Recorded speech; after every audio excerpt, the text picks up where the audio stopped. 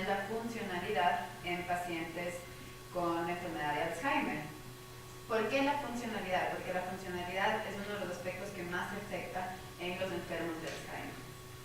Este tipo de Alzheimer no tiene una etiología, es decir, no tiene una causa establecida que se haya detectado hasta ahora, sino que se asume que son varios factores de riesgo que contribuyen con la presentación de la enfermedad. ¿Cuáles son las causas del deterioro cognitivo leve? Porque un Alzheimer siempre va a comenzar con deterioro cognitivo leve, antes de ser diagnosticado oficialmente como enfermedad de Alzheimer. Puede ser por una enfermedad neurodegenerativa, como en este caso el Alzheimer. Puede ser por factores vasculares. Muchas veces con la edad también tenemos microinfartos o microderrames en nuestro cerebro que no generan un síntoma muy notorio porque son muy pequeños y afectan un área del cerebro muy pequeña. Pero la repetición de estos infartos y accidentes cerebrovasculares generan una reducción en nuestras habilidades de pensamiento. La otra causa puede ser psiquiátrico, la depresión, la ansiedad, trastornos emocionales. La depresión muchísimas veces se confunde con una demencia, pero la diferencia es que la depresión sí es tratable y si nosotros la tratamos, los problemas se eliminan, mientras que el Alzheimer no es tratable. Y la depresión, o sea, no es curable. Y la depresión es un factor de riesgo muy importante para desarrollar Alzheimer.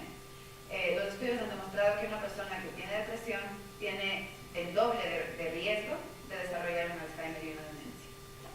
La otra causa puede ser por trauma cerebral o lesión, muchos golpes en la cabeza, pero siempre tenemos que detectar que no haya ninguna otra condición médica que pueda estar generando este deterioro cognitivo leve. Es decir, por ejemplo, cambios metabólicos, deficiencias de vitamina B, que es muy común en adultos mayores. Esto genera problemas de memoria. Personas que tienen un consumo de alcohol importante también tienen deficiencia de vitamina B y esto se puede confundir muchas veces con una demencia tipo Alzheimer. Efectos secundarios de una medicación muchas veces también generan problemas de memoria. Factores tóxicos, hidrocefalia, también muchas veces tenemos casos de hidrocefalia que se confunden con Alzheimer, tumores cerebrales, tratamientos para cáncer y los problemas emocionales, como ya les dije. Entonces, para saber si es que los cambios que está presentando la persona son normales, es decir, ocurren con el envejecimiento normal, porque nosotros sí esperamos ciertos cambios con el envejecimiento, porque el cerebro se va encogiendo, el volumen se va reduciendo y esperamos cambios. Pero ya cuando los cambios presentan alteraciones en la conducta, comportamientos extraños, amnesia, es decir, olvidos de eventos recientes, la persona ya no puede recordar quién le visitó, quién es el familiar, esto ya no es parte del envejecimiento normal y nosotros tenemos que saber detectar eso a tiempo y realizar una evaluación neurocognitiva y neurológica para hacer un diagnóstico temprano. Si existe deterioro en la funcionalidad, en las actividades de la vida diaria, es decir, el deterioro cognitivo y conductual, los cambios conductuales ya empiezan a afectar la capacidad de la persona de hacer lo que hacía antes, ya lo llamamos una demencia. Esa es la diferencia entre el deterioro cognitivo leve y la demencia. Y además los déficits cognitivos son muchísimo más severos que lo que vemos en el deterioro cognitivo leve, es decir, ya no son leves y empiezan a ser moderados. Ahora, para diagnosticar una demencia tipo Alzheimer, ¿qué es lo clave? Primero, los síntomas tienen que iniciar gradualmente, es decir, no es una enfermedad que empieza de un día al otro, ni en semanas, ni en un mes. Es una enfermedad que generalmente todo el curso de la enfermedad dura de 20 a 30 años. Se diagnostica una vez que la enfermedad ya ha estado presente por más o menos unos 7 años y ha pasado desapercibido. A nivel cerebral, los cambios ya están ocurriendo desde mucho antes de lo que uno presenta los síntomas. El inicio de los síntomas generalmente empieza a partir de los 65 años. Hay historia y evidencia de deterioro cognitivo por reporte de la persona u observación de los familiares, alteración en las actividades de la vida diaria, que es lo que yo ya les comenté, alteración en el comportamiento, cambios en la personalidad. Y no existen otras enfermedades o condiciones que puedan explicar estos cambios. El Alzheimer es un diagnóstico por exclusión. Tenemos que ver que no haya nada más para decir esto es un Alzheimer. Y en los estudios de neuroimagen, muchas veces se hacen pruebas de líquido cefalorraquídeo para descartar, por ejemplo, infecciones, porque en los adultos mayores son muy comunes, por ejemplo, las infecciones de las vías urinarias. Y esto genera lo que se llama delirios, muchas veces, que que presenta síntomas muy similares a los de un Alzheimer. Confusión, desorientación, pero se debe a una infección. Tratamos la infección y curamos estos síntomas. También el electroencefalograma tiene que ser normal. No puede haber actividad epiléptica o actividad anormal para diagnosticar un Alzheimer. Y finalmente, en la resonancia magnética tiene que haber evidencia de deterioro a nivel del hipocampo. Entonces, ¿qué es lo que ocurre? Esto les voy a explicar muy breve, pero para que entiendan. A nivel extracelular, fuera de las neuronas y dentro de las neuronas cuando hay una patología del Alzheimer. Fuera de la neurona se acumula lo que se llama la proteína beta-amiloide.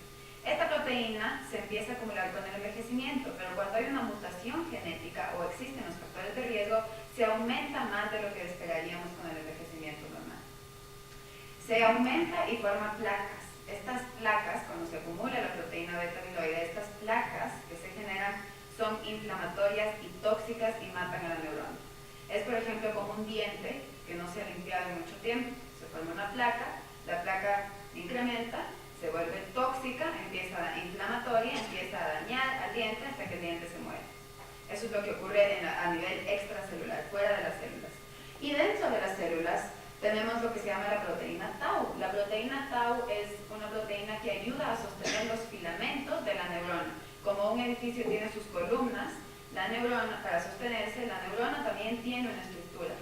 Y esta proteína que ayuda en la estructura se hiperfosforiliza y pierde su forma y su fuerza y se forman ovillos neurofibrilares que son como que se enchuran los tejidos y pierde la forma y la neurona se aplasta.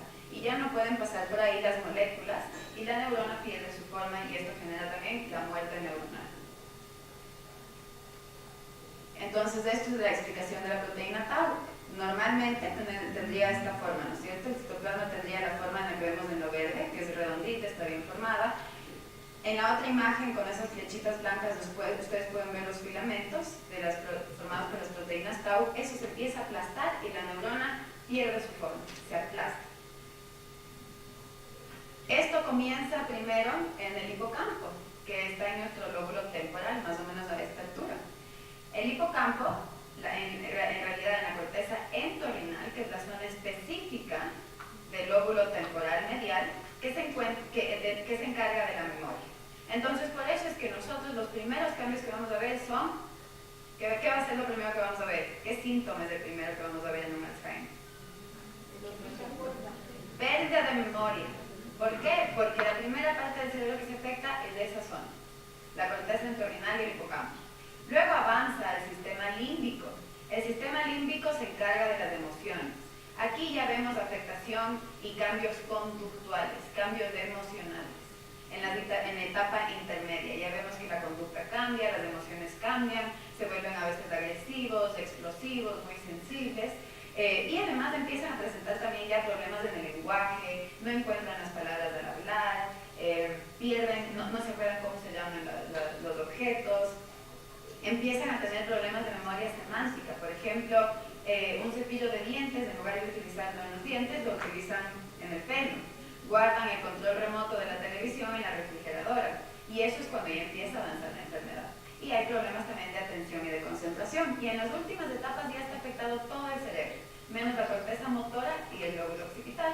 ¿Y esto qué significa? Esto significa que ya no es solamente un problema de la memoria, sino que la persona llega a ser totalmente dependiente porque todo el cerebro está afectado. Muchas funciones están afectadas. Y planificar las actividades del día. ¿Qué quieres hacer hoy? ¿Cuáles son tus metas, tus objetivos de hoy? A ver, número 1, quiero irme a comprar el pan. Número 2, quiero visitarle a tal persona. Número 3, quiero ir a comprar los medicamentos. Número 4, me quiero ir a tomar un helado. Excelente, escribamos aquí, llevemos esto en nuestra libreta, en nuestro pizarrón, vamos tachando lo que vamos haciendo y la persona todavía dice lo que quiere hacer, se cumplen sus deseos y le ayudamos a organizarse. Y también muy importante, estimular la sociabilidad. El involucramiento social es súper importante. Las personas con redes sociales reducidas tienen mayor riesgo de deterioro cognitivo comparado con los que tienen más interacción social. Las actividades que requieren que las personas interactúen y creen vínculos son protectoras contra el deterioro cognitivo. Estimulación social, conversación, conocer gente nueva. Es súper demandante estimulante a nivel cognitivo y es súper llenador a nivel emocional. Ya hemos visto que los pacientes con demencia tienen mayor riesgo de depresión y la interacción social reduce este riesgo de depresión, o sea, reduce el riesgo de depresión, reduce el nivel de depresión. ¿La depresión puede llevar a la demencia? Sí. Tiene mayor riesgo de desarrollar una demencia que si usted no estuviera deprimido, el doble de riesgo. Es muy común que nosotros, el primer síntoma que veamos antes de diagnosticar una demencia es la depresión.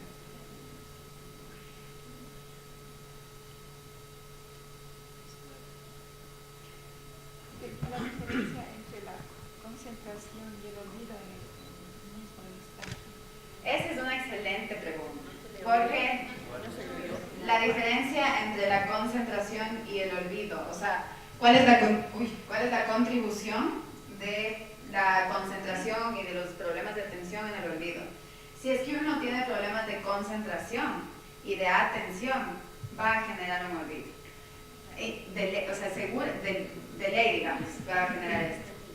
¿Por qué? Porque, por ejemplo, con la depresión, con el estrés, nosotros no nos podemos concentrar. Si tenemos alguna preocupación, no nos podemos concentrar. Si no nos concentramos, ¿cómo vamos a codificar esta información? La vamos a codificar de una manera súper desordenada. No vamos ni a prestar atención. Si yo no presto atención, no aprendo. Entonces, si yo tengo problemas de atención y de concentración, y no me acuerdo de algo, no quiere decir que tengo un Alzheimer, quiere decir que no presté atención. Y tal vez tengo problemas de atención y de concentración, pero no es un Alzheimer. Y primero, siempre, por eso les digo, el Alzheimer es un diagnóstico por exclusión. Y esto se detecta en las evaluaciones neuropsicológicas, si es que se debe a envejecimiento normal o si los cambios son patológicos, si son problemas de atención y de concentración, que son muy comunes, por ejemplo, cuando hay enfermedades vasculares, cuando hay muchos accidentes cerebrovasculares o en otro tipo de demencias, como en la demencia frontotemporal, es muy común los problemas de atención y de concentración, que generan problemas secundarios de memoria. Pero esto solo lo podemos saber con evaluaciones, o sea, es un profesional puede hacer la diferencia. Para ustedes es muy importante que entiendan que si es que hay problemas de concentración y de atención, va a haber problemas de memoria sin ser un Alzheimer necesariamente.